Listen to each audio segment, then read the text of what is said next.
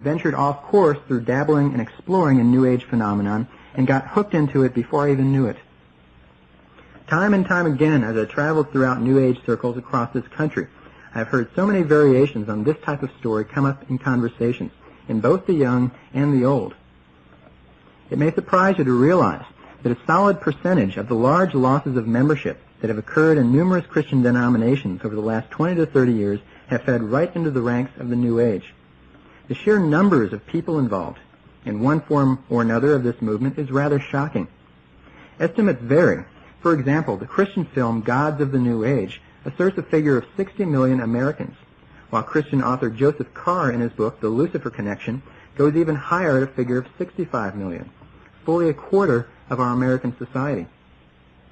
Other estimates vary somewhat from these, all depending on the exact definition of the New Age, but it is an established fact that 1/4 of Americans today believe in the foundational New Age doctrine of reincarnation, and that 40 million Americans believe in astrology, a practice that is New Age to the very core.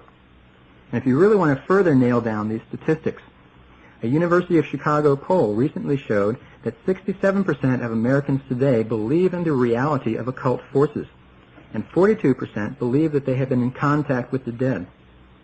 Clearly, these kinds of figures indicate that America has become strongly infiltrated and is proving to be fertile ground for an occult revival of historically unparalleled magnitudes. One conclusion that is most important to note from these facts, this is that to a large degree, the New Age is preying on Christians who knowingly or unknowingly veer off course into any of the thousands of temptations and traps that the enemy lays through his New Age. Award-winning Christian author and journalist for the Los Angeles Times, Russell Chandler, in his book Understanding the New Age, makes a startling but true assertion when he writes, quote, "The New Age has touched you. You've heard its ideas, listened to its music, viewed its artwork, watched its superstars, read its literature, and bought its products. You may even have participated in its therapies, shared in its rituals, and embraced its philosophies, all without knowing them as New Age." End quote. What Mr. Chandler is correctly pointing out here is a very important fact, that anyone and everyone in our society, unless they've been out on a 10-year trek in the Australian outback, has been exposed to some aspect of the New Age, sometimes without even realizing that this is the case. In clarifying this important point, I should make the general distinction between direct and indirect exposure.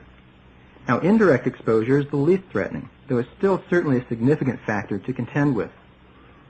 Similar to the many ways that we are all exposed to secular humanistic influences, through watching TV, reading magazine articles, conversing with secular people, and another often unavoidable exposure in everyday life, so too do New Age influences permeate our society. For example, there are numerous box office hit movies that have significant degrees of underlying New Age concepts, the most famous of which is the Star Wars trilogy. The concepts of the Force, Jedi Knights, Master Yoda, and psychic powers are all profoundly based on New Age philosophy. In fact, this movie serves as a veritable visual textbook, introducing the general public in an entertaining and non-threatening way to many of the foundational principles of New Age philosophy.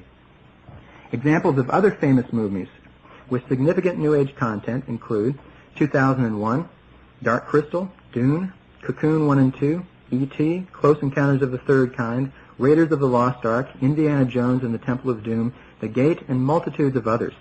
And this is not to mention the proliferation of obviously occultic horror movies. In addition, a recent research study showed that over a 2-week period, 32 shows and movies on TV were based on occult and New Age themes.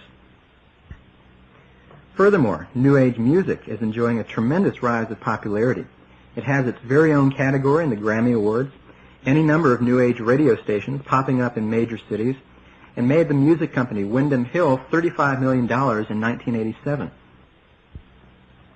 These and other sorts of indirect New Age influences can be a more long-term secondary influence on people who let down their guard, much as the influences of secular humanism can prove to be long-term corroding influences for those who let down their guard on the secular front.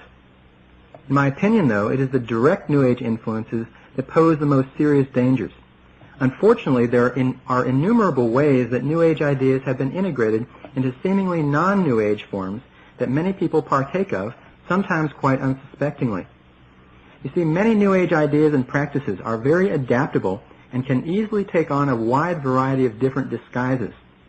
Like a chameleon skin changes color depending on the color of the underlying landscape, so too can New Age ideas change their outer covering to fit into the landscape of mainstream American culture. These disguised forms many times appear to be spiritually neutral, harmless, and even innocent.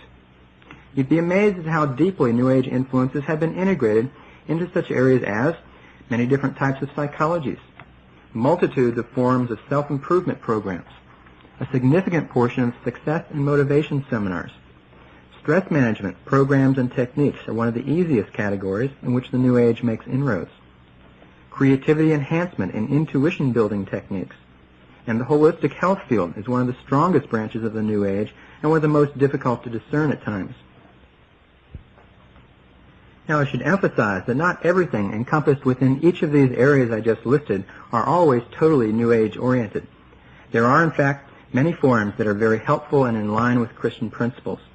But also many do have New Age practices and philosophy woven into them. This is often very much a matter of degree. In a given program, there might be 10% of it that is New Age based, sometimes 30%, sometimes 80%. It's all a matter of degree in many cases. What I'm pointing to here is the need to re-examine, more so than ever before, carefully and discerningly, so many more aspects of the culture around us. There is a danger of people unknowingly dabbling in or accepting a New Age practice into their life without even realizing it. Millions of people are doing just this. I wish that I had an entire evening to cover this very extensive topic, but a little later on I'll go over some practical discernment principles for evaluating different phenomena. Now I'd like to take just one example, the corporate business world, and give you a quick overview of how deeply New Age ideas have made inroads into this aspect of our modern-day society. You would think that the highly practical bottom-line world of business realism would be rather immune to the inroads of the New Age. Quite the contrary, in fact. It's really quite a fast-rising trend in the contemporary business world. Here are just a few examples. In 1986, the New York Times reported that, quote, representatives of some of the nation's largest corporations, including IBM, AT&T, and General Motors, met in New Mexico to discuss how metaphysics, the occult, and Hindu mysticism might help executives compete in the world marketplace, end quote.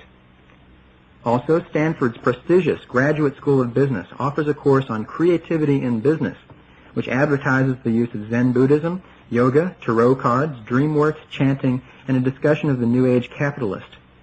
This class is reported to be extremely popular and to have a long waiting list.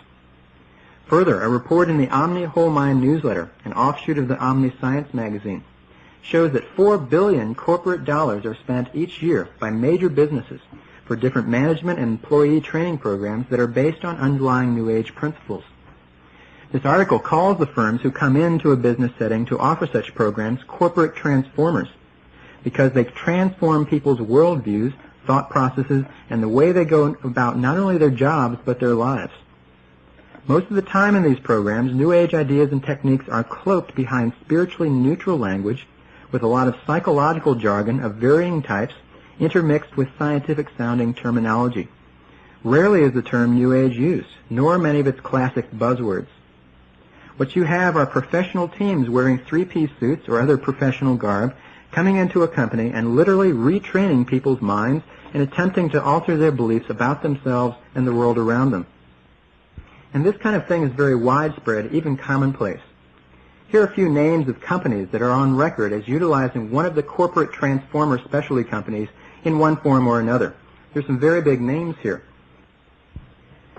Polaroid, Procter & Gamble, RCA, Westinghouse, AT&T, IBM, Boeing, Calvin Klein, and many others, both large and small.